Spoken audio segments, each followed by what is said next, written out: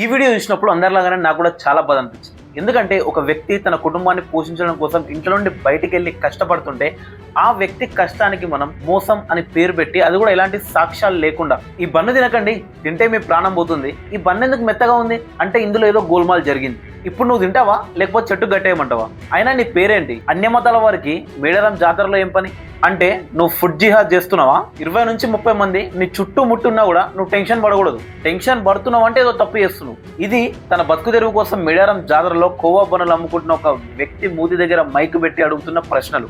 అసలు అక్కడ ఏం జరిగింది, ఫుడ్ జిహాద్ అంటే ఏంది, దానికి పీపుల్ ఎలా రియాక్ట్ అయినారు, ఇవన్నీ ఇవాళ వీడియోలో మనం తెలుసుకుందాం. అలాగే ప్రతిరోజు ఒక వీడియోతో మీ ముందుకు వస్తా, ఏదైతే మిమ్మల్ని కొంచెం బెటర్ చేస్తుందో ఎవ్రీడే. ఆ వీడియోస్ మిస్ అవ్వకుండా సబ్స్క్రైబ్ చేసుకోండి. చాప్టర్ 1 అసలు ఏం జరిగింది. మేడారం జాతరలో కోవా బన్నులు అమ్ముకుంటున్నాడు ఒక వ్యక్తి. అతని దగ్గరికి ఒక జర్నలిస్ట్ వచ్చేసి తన పేరేంటి అని అడిగి, తను అన్యమతస్తుడని తెలిసిన తర్వాత తన దగ్గరికి వెళ్ళేసి, లైక్ ఈ బన్ను ఏదైతే ఉందో, ఈ కోవా ఏదైతే అమ్ముతుందో దీనికి ఎక్స్పైరీ డేట్ ఉందా, బన్ను ఏంటి ఇంత మెత్తగా ఉంది, కోవా ఎందుకు ఇలా ఉంది, ఇలా రకరకాల ప్రశ్నలు అడిగి తను చాలా ఇబ్బంది పెడుతుంది. అలాగే తాను ఇందులో ఎలాంటి కల్తీ జరగలేదు అని చెప్తాడు. అంతలోనే పక్కన నుంచి ఒక లేడీ ఇంటర్వ్యూయర్, ఇలాంటి బన్ను నువ్వు తింటావా, ఇలాంటి కోవా బన్ను నువ్వు తింటావా అనే సెంటెన్స్ పూర్తి అవ్వకముందే తను ఆ బన్నును తీసుకుని తినడం స్టార్ట్ చేస్తాడు. ఆ బన్ను తినేటప్పుడు అతని ఫేస్ లో ఎక్స్ప్రెషన్, ఆ నిస్సహాయత ఏదైతే ఉందో అది చాలా మందికి చాలా బాధ కలిగింది. చాప్టర్ 2 రిలీజన్ ని కోవా బన్నులోకి తీసుకురావడం. కోవా బన్ను నమ్ముతున్నదను అన్య మతస్థులను నిలవగానే తాను ఫుడ్ జిహాద్ చేస్తున్నాడేమో అనే ఆరోపణలు వేస్తారు. అండ్ ఫుడ్ జిహాద్ ఏంటి అంటే, లైక్ ఫుడ్ లో ఏదైనా రసాయనాలు, కెమికల్స్ కలిపేసి ఫ్యూచర్ జనరేషన్స్ ఇంపార్టెంట్ అయ్యేలాగా, అంటే పిల్లలు పుట్టకుండా ఉండేలాగా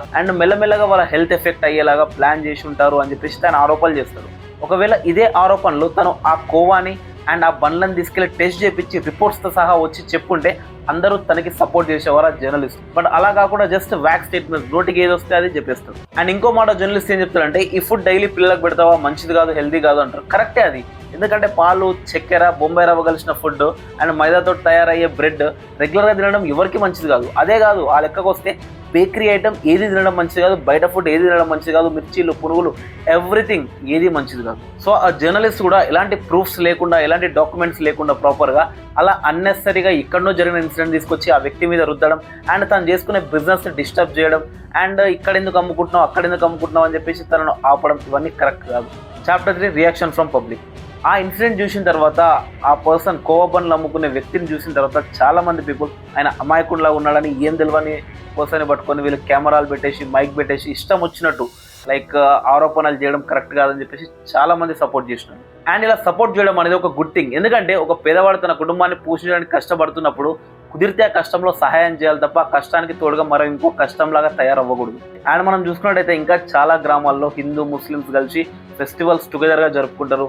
పీర్ల పండుగలో చాలా మంది హిందూస్ పార్టిసిపేట్ చేస్తారు అండ్ హిందూ టెంపుల్స్ కొంతమంది గ్రామాల్లో ముస్లిమ్స్ వెళ్తారు. అందరూ ఐకమత్యంగానే ఉంటారు. బట్ ఇలాంటి కొన్ని ఇష్యూస్ అనేటివి కమ్యూనల్ హార్మోనీని డిస్టర్బ్ చేస్తాయి. అలాగే ఎక్కడైనా కూడా ఈ రాంగ్ థింగ్స్, ఫుడ్ జిహాద్ కానీ, లేకపోతే ఫుడ్ అడల్టరేషన్ కానీ, లేకపోతే ఇంకేదైనా కానీ జరిగి ఉంటే ఆ తప్పు ఎవరైతే చేసినారో వాళ్ళు మాత్రమే బాధ్యులు కానీ దానికి సంబంధించిన రిలీజన్ కాదు. అండ్ ఇంకా ఏ ఇష్యూ అయినా నిరూపణ జరగకముందే ఆరోపణలతో వేసేసి అవతల వాళ్ళని ఇబ్బంది పెట్టడం కరెక్ట్ కాదని నేను బిలీవ్ చేస్తా. అండ్ దీనిపైన మీరేమంటారు, మీ ఒపీనియన్ ఏంది కామెంట్స్లో చెప్పండి.